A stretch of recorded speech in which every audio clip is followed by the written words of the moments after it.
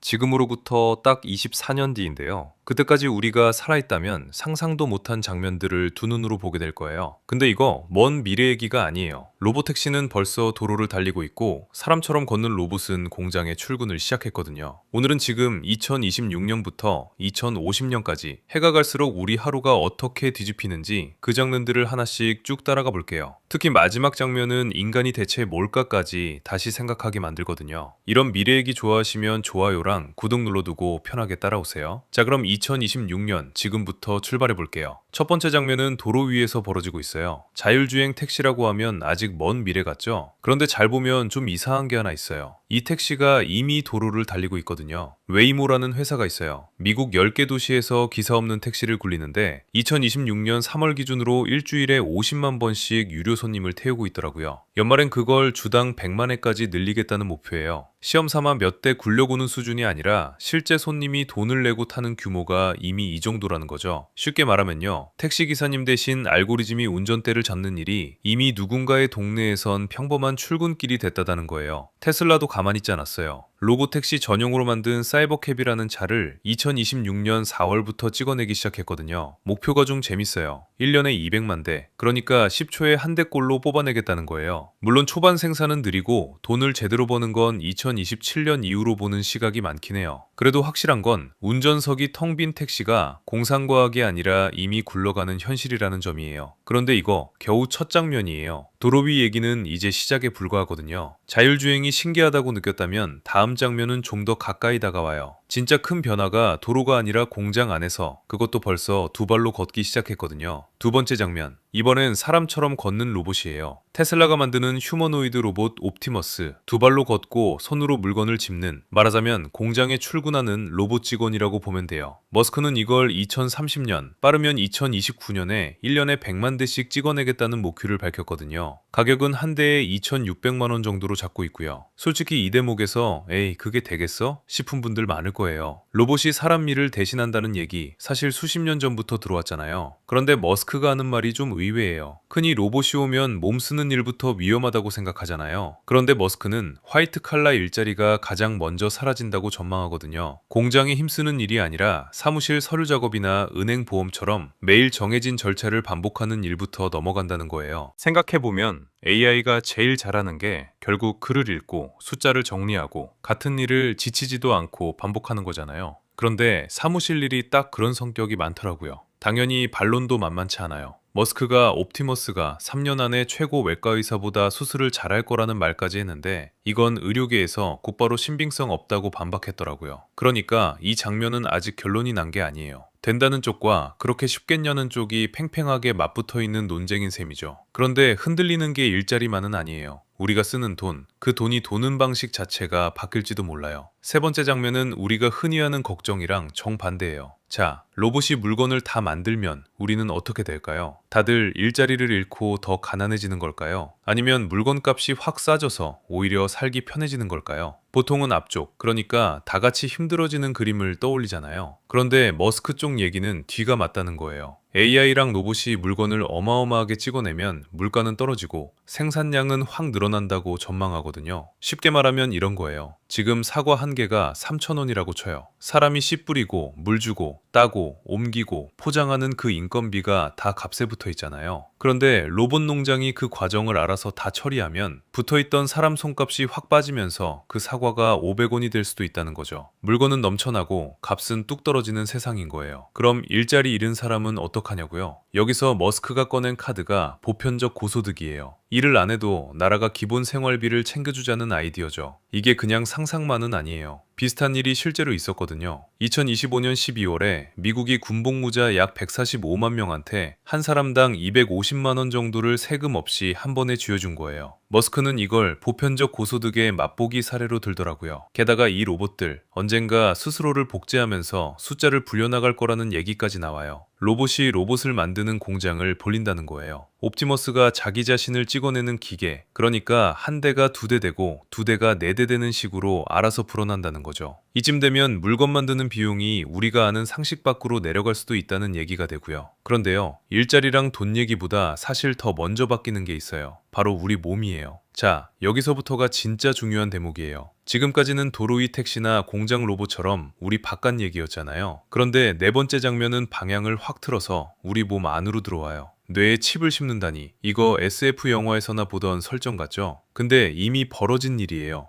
2024년 1월 뉴럴링크가 사지가 마비된 환자 놀란드 아르고시의 뇌에 칩을 처음 이식했어요. 그리고 이분이 손 하나 까딱 안 하고 오직 생각만으로 컴퓨터 커서를 움직이고 온라인 체스까지 뒀거든요. 쉽게 말하면 머릿속 생각이 리모컨이 된 거예요. 우리가 소파에 누워서 채널 바꾸듯 커서 왼쪽 하고 떠올리면 커서가 진짜 왼쪽으로 가는 거죠. 여기서 중요한 건 이게 먼 미래의 상상이 아니라는 점이에요. 임상은 아직 진행 중이지만 실제 환자한테 이미 벌어지고 있는 일이더라고요. 몸을 못 움직이던 사람이 세상이랑 다시 연결되는 통로가 생겼다는 거니까 이게 얼마나 큰 의미인지 짐작이 가시죠. 물론 2030년이면 운동 능력을 되찾게 해준다 같은 얘기가 돌긴 하는데 이건 확정된 게 아니라 어디까지나 목표로 잡아둔 방향이에요. 그래도 생각만으로 기계를 움직인다는 문턱을 사람이 이미 넘었다는 것, 이거 하나만으로도 충분히 중요하죠. 자, 내 얘기가 이 정도면 다음은 어디일까요? 흥미로운 건 이번엔 우리 몸의 설계도 자체를 손본다는 거예요. 다섯 번째 장면, 유전자 편집이에요. 2023년 12월에 카스겁이라는 치료제가 미국 FDA 승인을 받았는데 이게 세계 최초의 유전자 편집 치료제거든요. 겸상적 혈구빈혈이라는 유전병을 앓던 환자들이 대상이었어요. 쉽게 말하면 몸의 설계도에 잘못 적힌 오탈자를 골라서 고쳐 쓰는 기술이에요. 책 인쇄가 다 끝난 뒤에 틀린 글자만 콕 집어 그 정보는 느낌이죠. 게다가 이게 혈액질환 하나로 끝나는 게 아니더라고요. 지금은 높은 콜레스테롤이나 유전성 실명, 심지어 암 쪽으로까지 임상이 쭉 번지고 있어요. 그런데 진짜 재밌는 건 속도예요. 2026년 지금 전 세계에서 진행 중인 유전자 편집 임상만 150건이 넘어요. 그리고 2030년까지는 승인받은 치료제가 지금 한 손에 꼽는 수준에서 십수개로 늘어날 거라는 전망이 나와요. 유전병이 평생 안고 가는 것에서 고쳐 쓰는 것으로 넘어가는 길목에 우리가 서 있는 셈이에요. 그럼 여기서 자연스럽게 이런 질문이 떠오르죠. 이런 기술이 계속 쌓이면 대체 우리는 몇 살까지 살 수 있을까요? 여섯 번째 장면인데 여기엔 놀랄만한 도 얼굴이 숨어 있어요. 먼저 한쪽, 머스크는 앞으로 10년 안에 사람 수명이 유의미하게 늘어난다고 전망해요. 미래학자 커즈와일은 한술 더 떠서 2030년대엔 장수 탈출 속도에 닿을 수 있다고 봐요. 이게 무슨 말이냐면 1년을 사는 동안 의학이 남은 수명을 1년 넘게 되돌려줘서 나이를 먹어도 죽음까지 남은 거리가 오히려 멀어지는 지점이에요. 심지어 노화를 완전히 정복하면 이론상 평균 수명이 1200세까지 간다는 계산도 있긴 해요. 물론 이건 아주 극단적인 가정이고요. 그런데 얄궂게도 다른 쪽 얼굴은 정반대예요. 유엔 전망을 보면 2050년 세계 65세 이상 인구가 16억 명이 돼요. 2023년에 7억 명과 비교하면 2배가 넘는 규모죠. 세계 인구 6명 중 1명이 노인이 된다는 얘기예요. 우리나라는 더 심해서 2050년이면 국민의 약 40%가 65세 이상일 거라는 전망까지 나와요. 그러니까 상황이 묘하죠. 오래 사는 기술은 눈부시게 발전하는데 정작 사회는 이미 할머니, 할아버지로 꽉 찬 교실처럼 늙어가고 있는 거예요. 그러면 그 많은 어르신을 떠받칠 젊은 세대의 어깨는 갈수록 무거워질 수밖에 없죠. 그러니까 수명을 늘리는 문제랑 늘어난 그 수명을 사회가 어떻게 감당할지는 완전히 다른 숙제라는 거예요. 몸 얘기는 여기까지 하고 이제 우리가 발 딛고 사는 도시랑 그 도시를 굴리는 에너지 쪽으로 시선을 옮겨볼게요. 자, 이제 무대를 확 키워볼게요. 일곱 번째 장면은 우리 눈에 잘 안 보이지만 사실 이 모든 미래를 떠받치는 것, 바로 전기예요. 머스크는 앞으로의 진짜 병목이 딱 두 가지, 반도체랑 전력이라고 봤거든요. AI도 로봇도 결국 전기를 먹고 사니까요. 그래서 전기가 예전의 석유 같은 자원이 되는 거죠. 그럼 세상은 지금 전기를 얼마나 무섭게 늘리고 있을까요? 중국을 보면 좀 실감이 나요. 중국이 2025년 한 해 동안 새로 늘린 발전 용량이 약 540기가와트였는데요. 이게 잘 안 와닿죠? 같은 해 미국 전체가 새로 늘린 발전 용량의 약 8배거든요. 한 나라가, 그것도 딱 1년 만에요. 게다가 이 중에 70% 정도가 태양광이더라고요. 이건 중국만의 얘기도 아니에요. 국제에너지기구는 2030년까지 전 세계 재생에너지 설비를 지금의 2배 넘게 늘린다고 봤어요. 그러면 2030년엔 세계 전기의 절반 가까운 46%를 재생에너지가 만들어내게 되는 거죠. 여기에 태양을 지구에 작게 옮겨오겠다는 핵융합도 있어요. 2026년 들어 여러 회사가 에너지 이득을 봤다고 주장하긴 하더라고요. 근데 발전소 전체로 따지면 아직 손익분기 전이고 실제로 상업발전소가 돌아가는 건 2030년에서 2035년쯤으로 보는 시각이 많아요. 아직은 기대와 현실 사이에 거리가 있는 셈이죠. 이렇게 에너지가 쌓이면 우리는 지구 밖으로도 나가겠죠. 그래서 여덟 번째 장면은 달과 화성이에요. 스페이스X는 2026년 말에 사람 없는 스타쉽을 최대 5기까지 화성으로 쏘겠다는 계획을 세워뒀어요. 근데 머스크 본인도 성공 확률을 절반쯤으로 봤거든요. 그럼 사람이 화성 땅을 밟는 건 언제냐? 여기서 하나 짚고 갈 게 있어요. 이 목표는 계속 뒤로 밀려서 지금은 2031년에서 2033년 사이로 잡혀 있어요. 2030년에 화성기지 같은 얘기는 아직 확정된 게 아니라는 거죠. 오히려 먼저 현실이 될 곳은 달이에요. 나사의 아르테미스 계획을 보면요. 사람을 태우고 달을 한 바퀴 돌아오는 2단계는 2026년 4월에 이미 끝났어요. 달에 사람이 실제로 내리는 건 그 다음 단계인데 2028년을 목표로 잡고 있거든요. 그러니까 화성 이주는 아직 희망사항에 가깝고 달 착륙은 이미 예약된 일정표에 더 가까운 셈이에요. 근데 여기서 좀 이상하지 않아요? 우리는 지금 도시로, 에너지로, 우주로 계속 바깥으로만 스케일을 키워왔잖아요. 그런데 정작 이 미래에서 가장 크게 흔들릴 곳은 저 멀리 우주가 아니라 우리 머리 위도 아니라 바로 우리 머릿속일지도 몰라요. 자, 드디어 9번째 장면이에요. 지금까지 훑어온 로봇도 화성도 결국 한 지점에서 딱 만나거든요. 한 가지만 잘하는 게 아니라 사람처럼 뭐든 배우는 만능 두뇌, 바로 AGI 얘기죠. 근데 여기서 의견이 완전히 갈리는 게 하나 있어요. 그래서 그게 대체 언제 오냐는 거예요. 머스크는 아주 자신있게 말해요. 진짜 AGI는 2026년, 늦어도 2027년에 온다고요.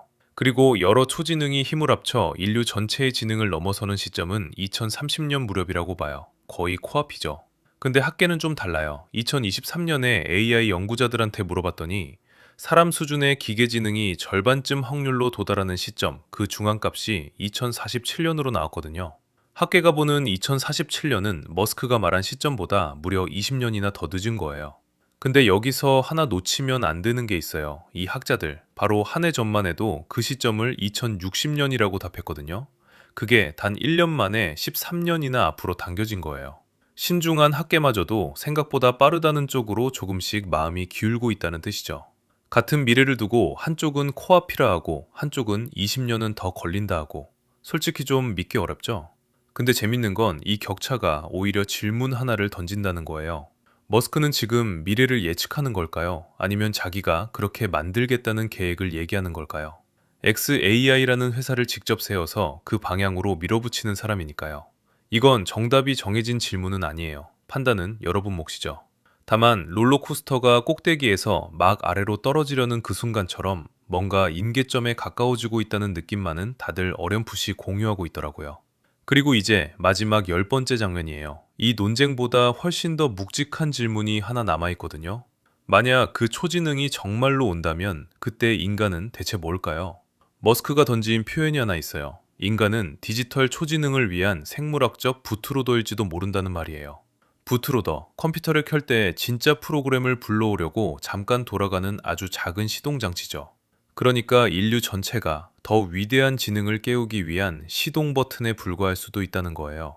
여기서 좀 소름이 돋을 수도 있어요. 근데 머스크는 한 발 더 나가요. 그렇다고 단 하나의 초지능이 세상을 통째로 거머쥐는 그림은 아니라고 봐요. 오히려 여러 개의 초지능이 서로 경쟁하는 지금 우리 인간 사회랑 비슷한 모습일 거라는 거죠. 그렇다면 그 지능들은 우리를 어떻게 대할까요?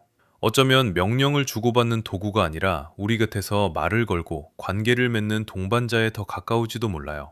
상상해보세요. 아침에 눈을 뜨면 나를 나보다 더 잘하는 지능이 곁에서 하루를 같이 여는 거예요. 이게 정말 현실이 된다면 외로움이라는 감정 자체가 지금과는 전혀 다른 뜻이 될지도 모르죠. 여기서 우리가 꼭 붙잡아야 할 게 하나 있어요. 우리는 이 거대한 변화를 관중석에서 구경만 하는 사람들이 아니라는 거예요. 우리는 경기장 위에 직접 올라선 선수더라고요. 로봇을 만들고 유전자를 고쳐 쓰고 초지능을 깨우는 그 선택들을 지금 우리 손으로 하나씩 내리고 있으니까요. 2050년의 세상이 어떤 모습일지는 결국 지금 이 순간을 사는 우리가 무엇을 선택하느냐에 달려 있습니다. 자, 여기까지 쭉 따라오면서 한 가지는 분명해졌죠. 이 모든 장면의 진짜 주인공은 기술이 아니라 그걸 두 눈으로 지켜보고 직접 겪어낼 우리 자신이더라고요. 로보택시에서 시작해 화성, 초지능까지 왔지만 결국 미래는 저 멀리서 뚝 떨어지는 게 아니라 우리가 오늘부터 하루하루 걸어 들어가는 거였어요. 어떤 장면은 이미 우리 눈앞에 와 있고 또 어떤 장면은 아직 로드맵 위에 적힌 목표일 뿐이지만 그 간격을 메우는 속도조차 결국 우리가 오늘 뭘 준비하느냐에 달려 있더라고요.